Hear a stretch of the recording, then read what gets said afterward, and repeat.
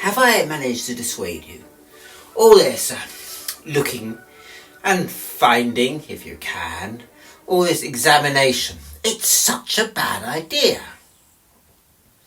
Did you know about my friend, Wilmot? I call him my friend. He died long before I could even have met him. But he had a really affable style. Towards the end of last year, I came by some strange coincidence in custody of his diary. And I got to know the man through his diaries, although he died some 50 years ago.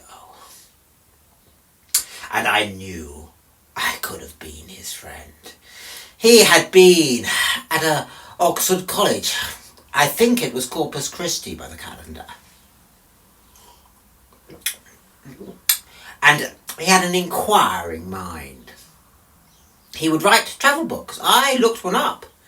There is a perfectly passable travel book that takes him down the River Po. All polenta and mountains, written in an agreeable, chatty style. Doesn't work now, but in its day I'm sure it was quite influential. Well, I have reason from his diary, although he never published it, to believe he meant to write a similar book about Sweden. Then, 50 years ago or more, hardly known about. Certainly, he travelled there, by canal boat, all the way through the lowlands, up through Denmark, and then finally taking a boat across the Skagerrak, sailing in at last to Stockholm, and there he went north, to that piece in Sweden called Uppsala. The town of Robeck was where I picked up most of his diary. He had an idea to research the origins of Swedish history through the local counts of that place, the De Gardi family, who he knew had been instrumental in the early days of the Gustavuses, Vasa and even Adolphus. He, not wanting to burden the family, although they were perfectly welcoming, set himself up in an inn. And there, he asked around. He asked the innkeepers, because he always did. I knew this from the earlier book on the Po, whether there were any legends about the De Gardis. And the innkeeper looked at him strangely and said, "I'm not going to tell you more until you can tell me where Count Magnus went." And believe it or not, that was all the innkeeper would say. Well, the next day, Mr. Wilmot, he went off to the great house, and they welcomed him there, as they so often do in Sweden, and gave him free run of their library, and he was soon reading the old books of the De Gardi family, of the foundation of the dynasty, and of a certain, and here he remembered the name, Count Magnus. He asked at dinner what did the family know of Magnus, and they took and showed him a picture of an old, severe, very Puritan-looking warrior. And Wilmot said, he looks quite the Puritan. And the woman who was showing him the picture smiled and said, far from it. He had a bad reputation. He went on the Black Pilgrimage. And you'll read about it. And here she went to the library and picked up a book that actually Wilmot hadn't opened yet. And he opened it and laid it upon his knees. It was a very large book, and it mostly dated from the period just after the death of the first Magnus de Gardi. His heirs were trying to expunge the memory, purify, they said, the family name, as if he had been a sin or a plague. But at the beginning of the book, there were notes in an authoritative hand. Wilmot thought it was Magnus's. It seemed assured it wrote perfect Latin. Most were dull stuff about rents he had collected and such like.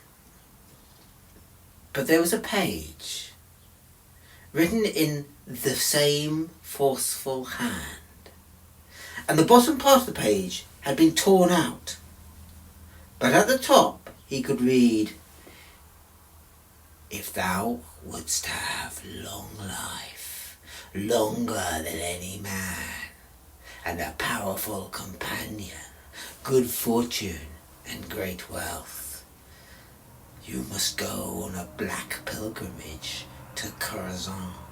And that was where the page was missing.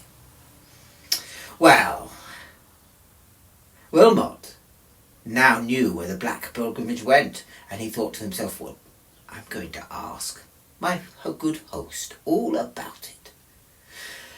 For he didn't like to spend the night with the great house at Robeck, but rather walked back across the estate to the inn he was staying at. As he walked back, a great mausoleum caught his eye, and he crept up to look at it. It was in a strange octagonal shape, and he saw, looking around, there were sculptures of all the De Gardy family, peering as he was through the railings. And tiptoeing up, he could just see at the centre of the mausoleum, there was a great marble slab. And even in the faded light, so great was the writing, he could read Count Magnus. And then Mr. Wilmot took a step back, for it was hard leaning up, gazing over the parapet, and said to himself, "Oh, Count Magnus, you lie, and there you lie indeed, waiting the last trump. For all your words of eternal life were but boasting. I wish I could see you." Just then, very strange, there must have been somebody cleaning the church, he thought, for there was a loud clang. And he turned and went back to the inn. There, after supper, he asked the innkeeper, mentioning the black pilgrimage, and the innkeeper said, "Don't you mention his name again. It isn't lucky, but I'll tell ye all I know about him.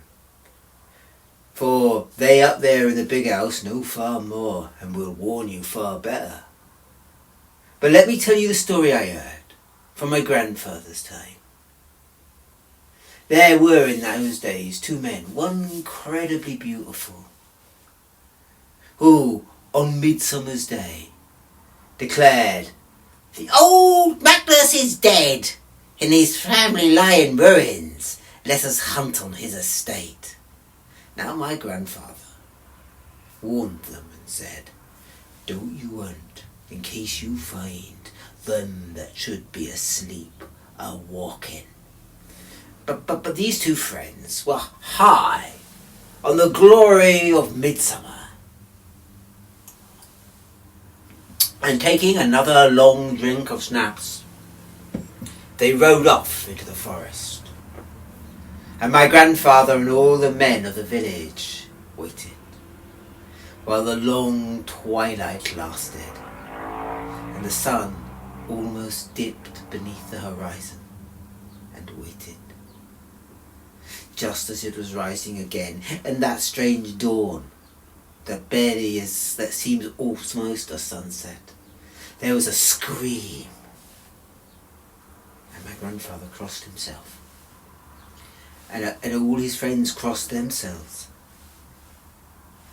And when the sun was quite high, around 6 o'clock in the morning, they went off, and there were the two men. Now one of them was stone dead, his blue eyes without eyelids staring up into the sky. For the other, he was alive, but he kept on pushing and pushing and pushing and pushing and pushing, as if he was pushing away some unforeseen adversary. he was dead with the spring, poor lad. And the other one with the blue eyes, he was the one they said was so beautiful. But as they were carrying him off to be buried, a veil they'd put over his head lifted off, blown off as if by a wind. But there was no wind. And it was said the men who was burying him fainted there and then to see what was left of his face in its full ugliness. Well, Mr. Wilmot said that when he was told this tale, he tried hard not to laugh and to snigger. Poppycock, he thought to himself, poppycock. Well, the next day, he carried on with his researches onto Count Magnus as best he could, and also the other Delgardis were interesting.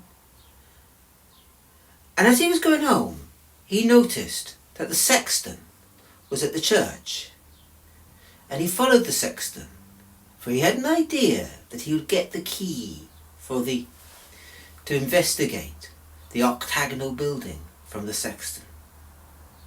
And the sexton, seeing him, said, "Well, all right, I'll lend it to thee now, but you be careful. But first I'd better show you the church. It's 17th century, built by Count Magnus himself, they say, if he ever had mind for these things. But you'll see it's curious, for the altar was added later. And look." And true to say, Wilmot would have noticed it all straight away, for over where the altar was now, there was a great stained glass. And it was filled with the last deeds of the Last Judgment. There was the beast in the flames, and there was the lamb that was the monster devouring sinners, and there were sinners roasting. While above them all went God in judgment.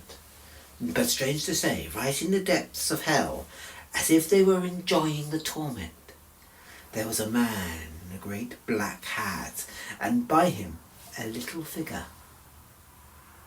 And Wilmot noticed them and wondered, and the sexton said nothing.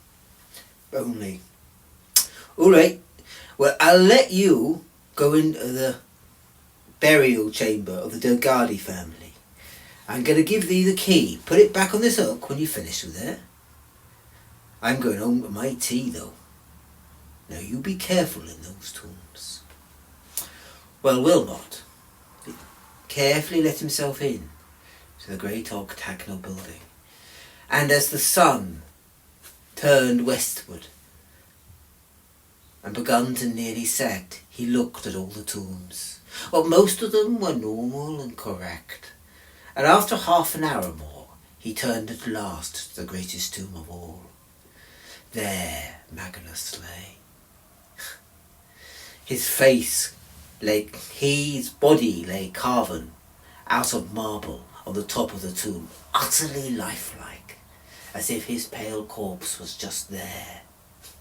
And it seemed some joker had carved, coming out from the lid of the tomb, a tentacle, as if something was trying to get out.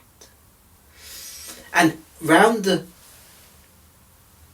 coffin there was great bronze plaques, one showing clear scenes of a battle, another of a wild hunt, another of farms burning.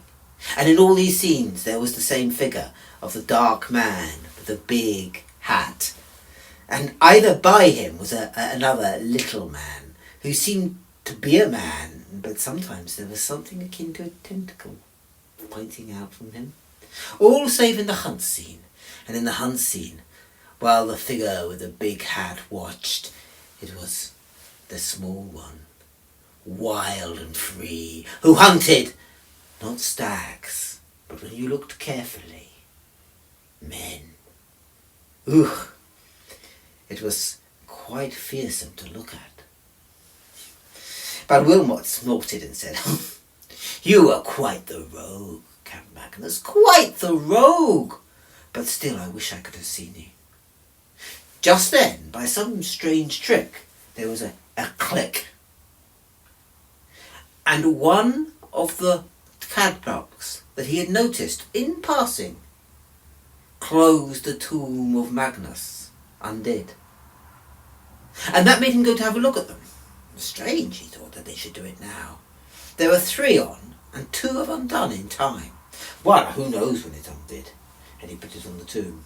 And this one chose to do it today, and he put it upon the tomb. But it is all right, he is still locked fast. Night, night, Magnus. And so he left the tomb. That proved to be his last night in the estate of Robeck. For the next day he heard a wire that meant he had to go home. So he went to the great house to say his farewells.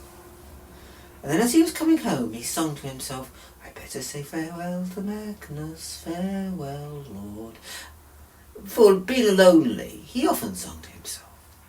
And he went towards the great octagonal death house. And he didn't want to go in again, but rather he called in through that little railed window, an insect really. He had first looked in on and said, "Magnus, Magnus, are you there? I wish I could have seen you, but I must go home." Just then, there was a sound like a clang, as if a lock was undone. And Wilmot started back, for there was another sound, even more alarming. The sound of marble on marble, as if a tomb lid was moving. Well, he left by the carriage fast, travelling first down to Copenhagen, and then taking by a ferry boat and a barge back through Denmark and the Low Countries. What state of mind he was, I do not know. But he spent all that journey reckoning up the other passengers on the large barge he was on. There were meant to be, he thought, 12 other passengers. And he would mark them, 12 passengers in all, including him. And he would mark them off, one by one, by one, by one, counting them. But as he reckoned them up, he always came that there were not 12 on board that boat, but an extra 1 at least, perhaps 2, who didn't come to meal times. And he didn't see very often, but only out the corner of his eye. One, he thought, could be the same as the friar. A man, tall, with an old-style black hat.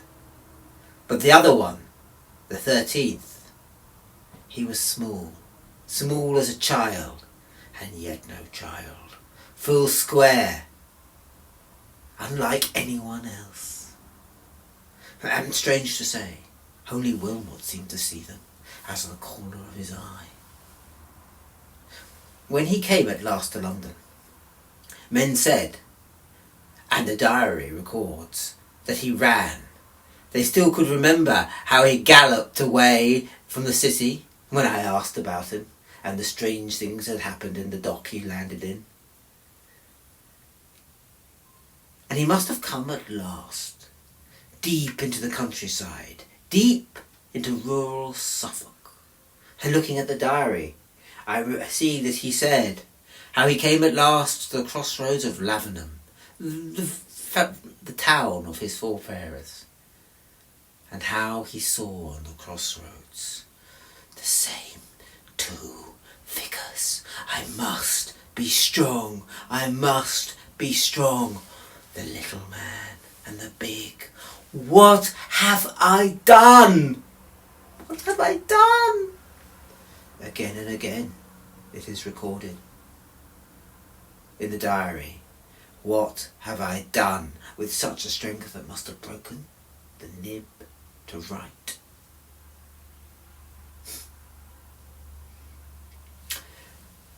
Men still remembered when I visited Lavenham last year, how a stranger arrived, how he spent 2 nights walled into a room. He refused to leave, and they called for the priest, and the priest said they would have to send to Ipswich and the asylum. But before the doctors could arrive, in the middle of the night, there was a scream such as men had seldom heard, and some said in that scream there was a sound like laughter. And they broke in to the room that the stranger had been lodging in, and there was nothing there. He was dead, and on his face such a look of fear, the kind of look that would get between a man and his dreams, they said. They didn't find his diary then. That wasn't found until 2 years ago, when the building at last burnt down. And what property they found in it came to me, a distant kinsman of the original landlord. And with all that property burnt and found in some nook of the upstairs room, there was this old diary, whose contents I have now given you. Poor old Mr. Wilmot. A man who was just like you, a little bit too curious, don't you find? Now, whose round is it? Oh, it's yours. Thank you.